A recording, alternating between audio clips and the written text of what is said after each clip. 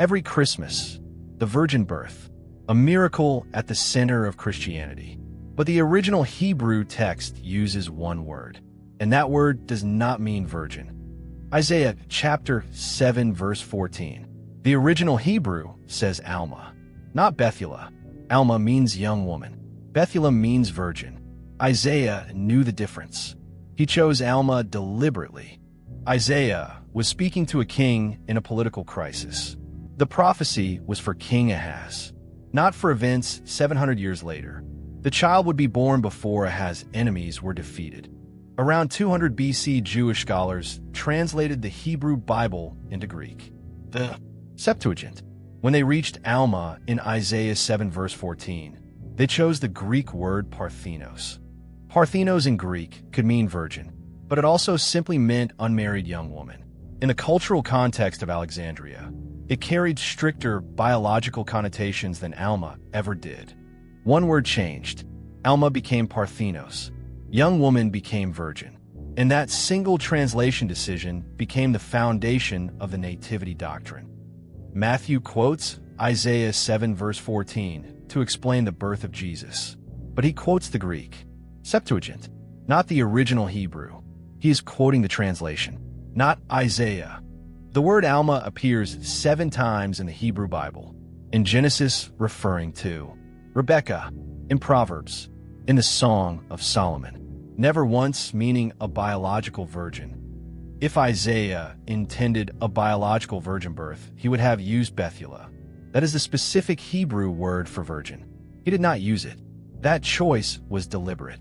Early Christian writers needed Jesus to fulfill messianic requirements.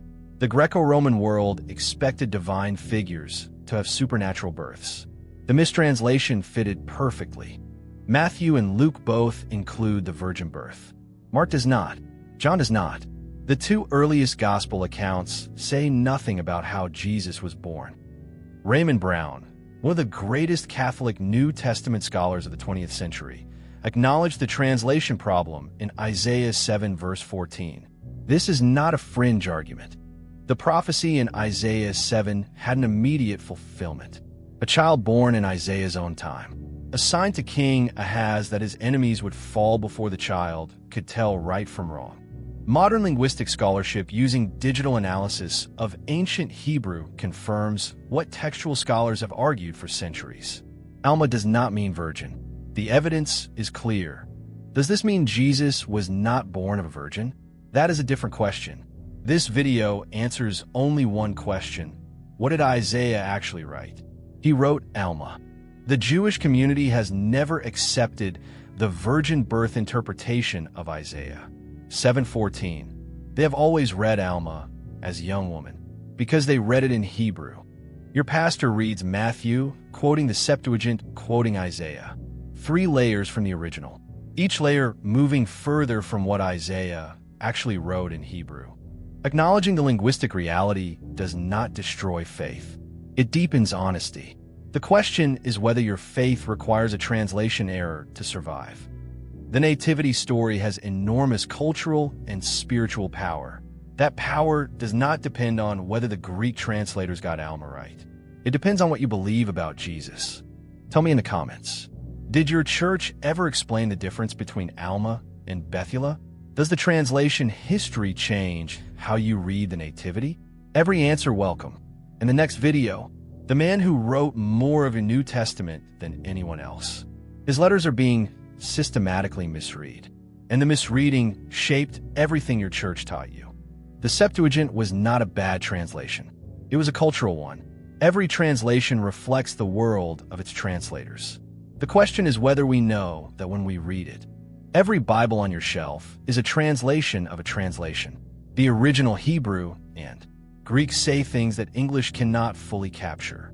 Almah is one example among hundreds.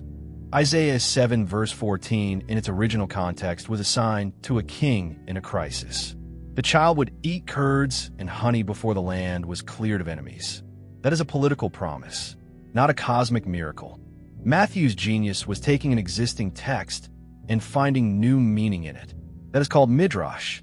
Jewish readers would have recognized it. Modern Western readers take it as literal historical prediction. The Quran also mentions the virgin birth of Jesus. It inherited the story from Christian sources, which inherited it from the Greek Septuagint, which began with almah. This is not an attack on Christmas. It is an invitation to read Isaiah in its original language and context. The Hebrew text is there. Anyone can access it. You deserve to know what it says. Whatever you conclude, the evidence is clear. Isaiah wrote almah. The Septuagint translated it as parthenos. Matthew quoted the Septuagint. That is the chain. 3 verifiable historical facts. Read Isaiah 7 yourself, in a translation that notes the Hebrew. Then read Matthew 1 and ask, is Matthew quoting what Isaiah wrote, or what the Greek translators made of it? Languages do not translate perfectly, meaning lives and culture. The translators of the Septuagint were not frauds. They were human beings working in a specific world. So were the gospel writers.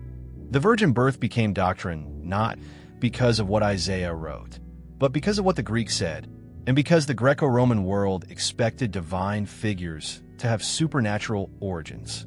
Here is what knowing the history of this translation actually gives you. A more honest reading of your Bible, not a weaker faith. An honest one. Isaiah was a prophet speaking to a specific king in a specific crisis.